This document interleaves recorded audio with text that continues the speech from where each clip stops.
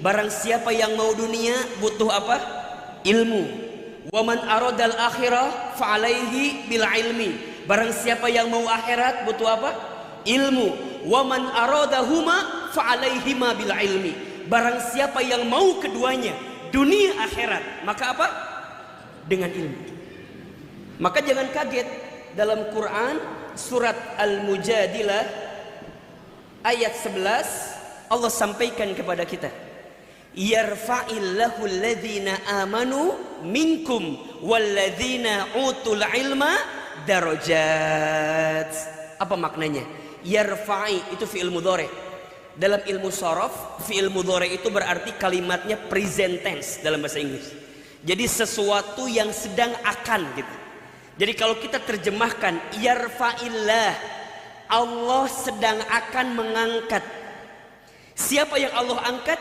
Alladzina amanu minkum, orang yang beriman di antara kamu sekalian.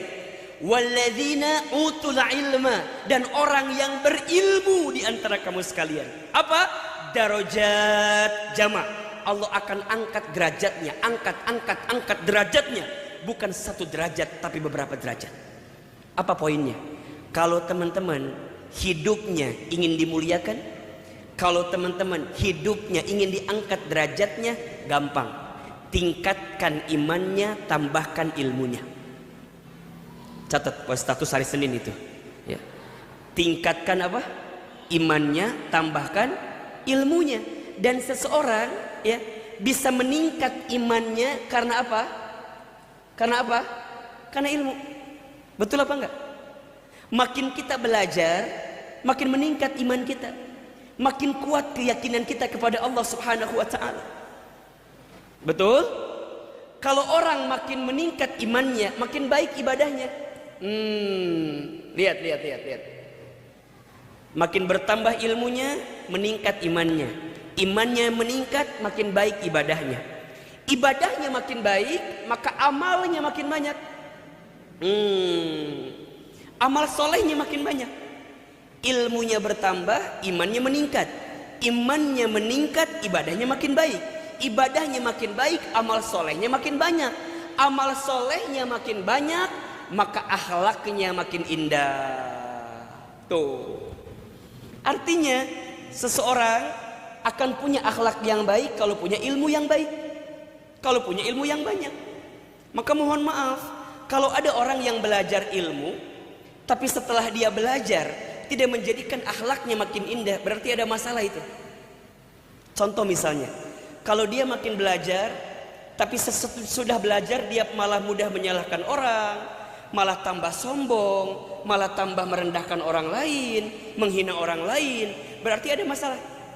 Karena harusnya bertambah ilmu, maka bertambah indah akhlaknya. Makin rendah hati, tidak sombong, tidak ujub, tidak takabur, tidak mudah merendahkan orang lain. Kenapa?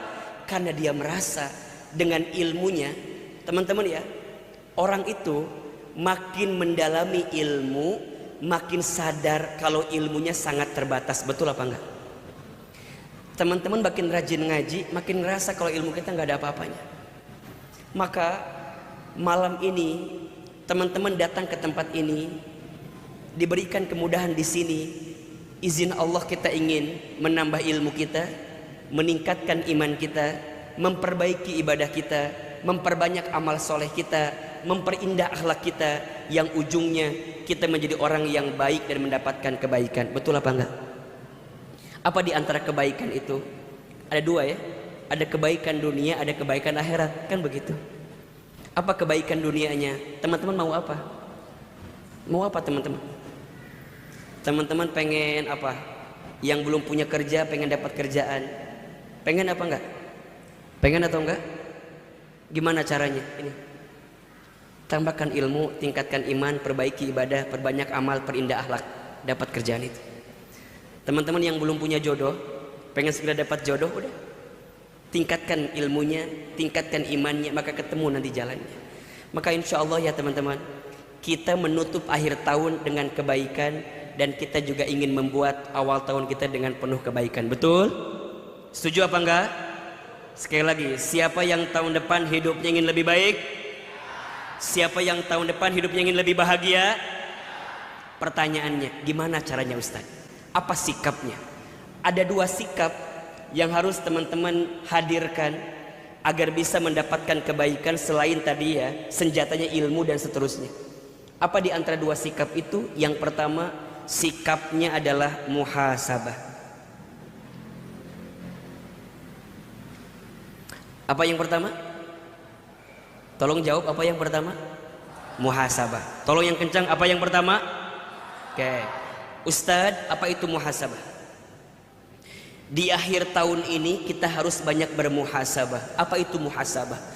Muhasabah itu artinya menghitung-hitung, mengingat-ingat, dan mengevaluasi diri apa yang sudah kita lakukan kemarin untuk hari esok.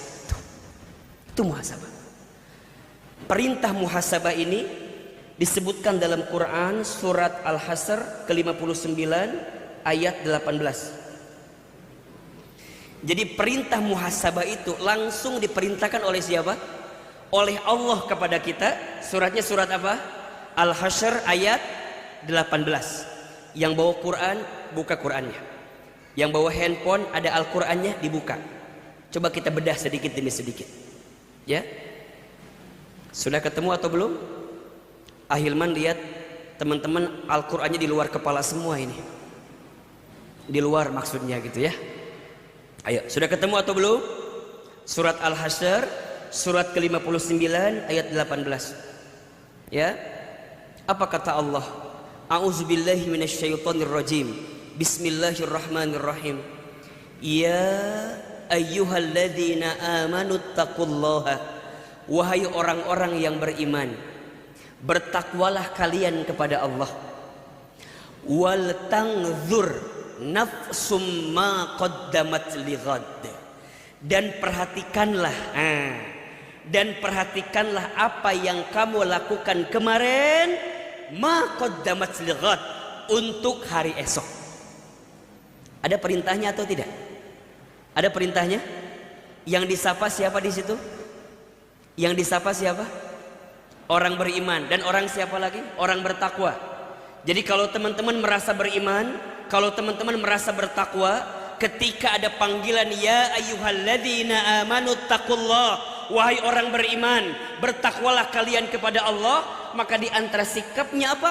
Wal tanzur nafsum ma qaddamat lighad. Perhatikanlah apa yang kamu lakukan untuk hari esok. Pertanyaannya, Ustadz, hari esok itu maknanya apa? Boleh jadi ada dua maknanya. Makna pertama, hari esok yang kelihatan oleh kita. Berarti kalau sekarang 2021, berarti besok berapa? 2022, itu yang kelihatan. Tapi yang dimaksud lighad di sana adalah kehidupan pasca kehidupan dunia yang kita jalani. Artinya apa? Berarti kehidupan dunia ini bukan akhir kehidupan kita. Betul apa betul? Betul apa betul? Berarti setelah kehidupan dunia masih ada kehidupan atau tidak? Masih panjang atau tidak? Masih sangat panjang. Mungkin pernah teman-teman dengar ya, manusia itu dalam hidup akan bertemu setidaknya 12 etapa kehidupan. 12. Kalau kita gambarkan di sini misalnya. Perhatikan. Ya, yang pertama, manusia akan ketemu dengan alam ruh namanya. Apa yang pertama? Ruh. Yang kedua, alam ruh selesai, manusia akan ketemu dengan alam rahim. Apa yang kedua? Alam rahim. Yang ketiga, manusia ketemu dengan alam dunia.